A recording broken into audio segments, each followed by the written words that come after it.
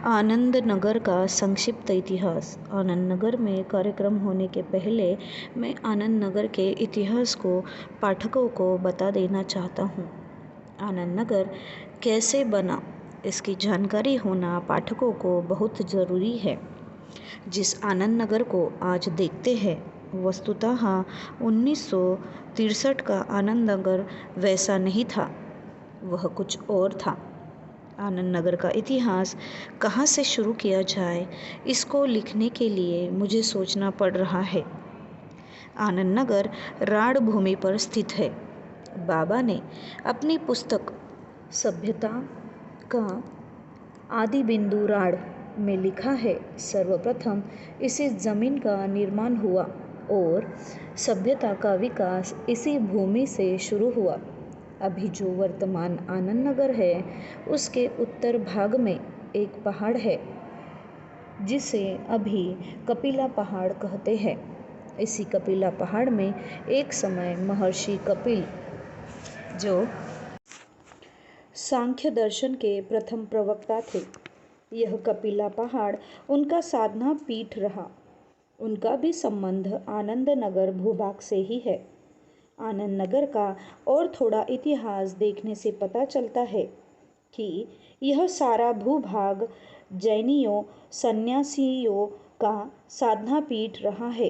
काफ़ी लोगों ने इस क्षेत्र में साधना की है। 7 नवंबर 1954 के पूर्व में जिन लोगों ने साधना ली थी, वे एक दूसरे को नहीं जानते थे, परंतु 7 नवंबर 1954 को बाबा ने अपने समस्त दीक्षार्थियों को बुलाकर परिचय करवाया। उसके बाद से ही एक आश्रम की आवश्यकता महसूस होने लगी। 1955 में संस्था का एक रचनात्मक कार्यक्रम शुरू हुआ। तब से लेकर 1958 तक आनंद मार्ग का कोई अपना ऑफिस नहीं था। कोई भी साधक का घर खाली होता, वही ऑफिस बन जाता, वही कार्यक्रम होता, वहीं पर बाबा का दर्शन होता। इस तरह एक जगह से दूसरी जगह होता रहा। परंतु 1958 के 28 दिसंबर को जमालपुर के अलीपुर में अपने ज़मीन के ऊपर नए जागृति भवन का उद्घाटन हुआ। काफ़ी संघर्ष के बाद यह ज़मीन आनंद मार्ग के हाथ लगी थी और भवन का निर्माण किया गया था। जो जमालपुर में आश्रम देखते हैं, उस आश्रम का इतिहास संघर्ष से शुरू हुआ था। यह आश्रम भी अल्पकाल में 2-3 साल के अंदर ही छोटा पड़ने लगा। बाबा के जन्म स्थान में इतनी भीड़ होने लगी कि वहाँ लोगों के लिए बैठना मुश्किल हो गया। बाबा ने जो सारे कार्यक्रम दिए थे, उनके कार्यान्वयन के लिए एक बहुत बड़े भूभाग की आवश्यकता थी। इसीलिए उन्होंने साधकों को बुलाकर कहा कि तुम्हें आनंद मार्ग के लिए एक मुख्यालय की जगह खोजनी पड़ेगी। बाबा ने जो मुख्यालय स्थापित करने के लिए 5 पॉइंट दिए थे, वे निम्नलिखित थे। 1.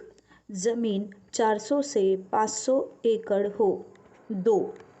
रेलवे लाइन के नज़दीक हो ताकि आने जाने में सुविधा हो। 3. टेलीफोन के द्वारा विश्व को एक सूत्र में जोड़ा जा सके। 4. पानी की उचित व्यवस्था हो। 5.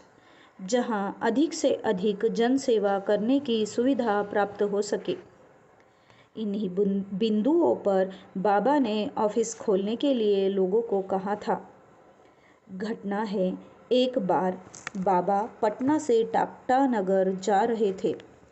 ट्रेन में कुछ खराबी होने के कारण पुंदाक स्टेशन पर ट्रेन आधा घंटा रुकी। बाबा बिना किसी को बताए ट्रेन से उतर गए। बाबा के जो व्यक्तिगत सचिव थे तथा जो मार्गी थे, बाबा के पीछे पीछे जाने लगे। बहुत दूर जाने के बाद बाबा ने इशारा करते हुए कहा, यदि यह भूभाग हमें मिल जाता तो आनंद मार्ग के मुख्यालय के लिए उपयुक्त जगह हो सकती है। बाबा ने यह भी कहा कि इस जगह से 8 मील उत्तर, 8 मील दक्षिण, 8 मील पूरब, 8 मील पश्चिम की शिक्षा चिकित्सा की व्यवस्था नहीं है और यह एरिया बहुत ही पिछड़ा हुआ है। ऐसी जगह सेवा करने का पूरा मौका मिलेगा। बाबा यह कहकर ट्रेन पर चढ़ गए। 2 मिनट बाद ट्रेन खुल गई। बाबा ने एक तरह से साधकों को हिंट दे दिया। बाबा ने यह भी कहा कि यहाँ कोई साइन बोर्ड नहीं है और वहाँ भी कोई साइन बोर्ड लगा दे तो काफ़ी आकर्षण होगा। बाबा का आदेश होने के बाद प्रत्येक कार्यकर्ता अपने अपने दृष्टिकोण से जगह जगह पर ज़मीन देखने गए। काशी के राजा ने भी ज़मीन देने की बात कही थी, किंतु अंत में आचार्य अमूल रत्न सारंगी तथा आचार्य प्रणय कुमार चटर्जी द्वारा जयपुर के राजा रानी के ज़मीन देने की बात स्वीकार कर ली गई और 500 एकड़ ज़मीन आनंद मार्ग को मिल गई।